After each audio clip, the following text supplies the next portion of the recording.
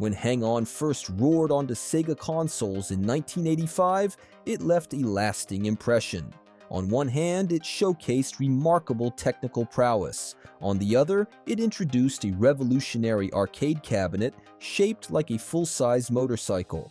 Together, they embodied what was then called a full-body experience.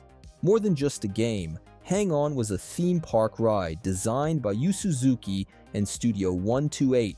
It also marked the debut of Sega's new Hang On board, better known today as the Superscaler system, which would soon power future classics like Space Harrier. Naturally, the Sega Mark III, soon to become the Master System internationally, couldn't deliver the same immersive, life-sized experience. And yet, this launch title managed to preserve something of the original spirit. So the question is, how much of the arcade magic remains in this 8-bit adaptation?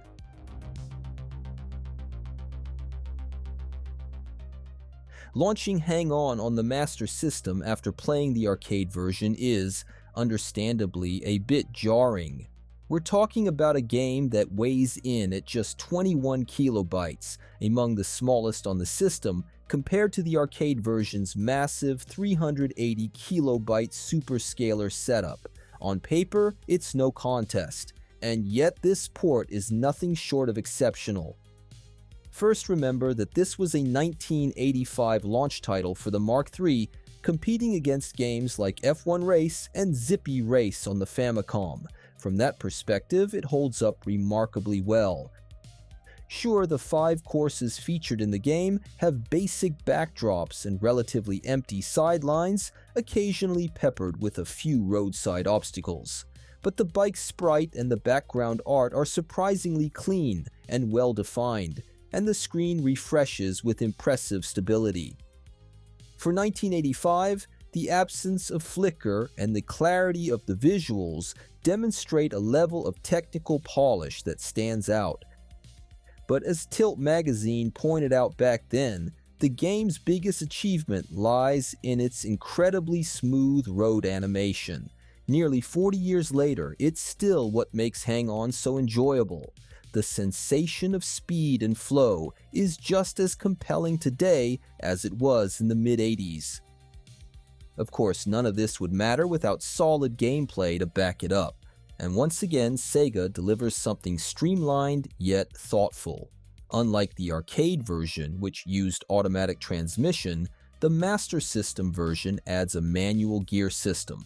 The player must shift between 3 gears, low, second, and high, using the D-pad's up and down directions. This extra layer adds surprising depth to the gameplay. Downshifting acts as a kind of emergency brake, especially useful in tight situations where letting off the gas or even tapping the brake won't be enough. The game also demands precision. One small mistake, clipping a rival or touching a cone, results in an immediate crash. But thanks to razor-sharp controls, the bike responds perfectly to every adjustment. Zigzagging through traffic becomes second nature once you're in sync with the game's rhythm. Hang On is surprisingly forgiving for a mid-80s arcade-style racer. You can still finish a race even after 1 or 2 crashes, which was far from standard practice at the time. That said, its old-school roots show in one less flattering way. The game has no real ending. Once you complete all 5 tracks, it simply loops back to the beginning. Each cycle increases the difficulty, eventually introducing 3 distinct challenge levels with tougher, more aggressive opponents.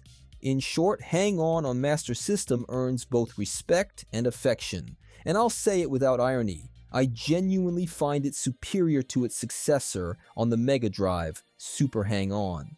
While it's true that most 8-bit racers have aged considerably on a technical level, few captured the essence of arcade speed and style as effectively as this one. It's a tiny game that still knows how to hit the road hard.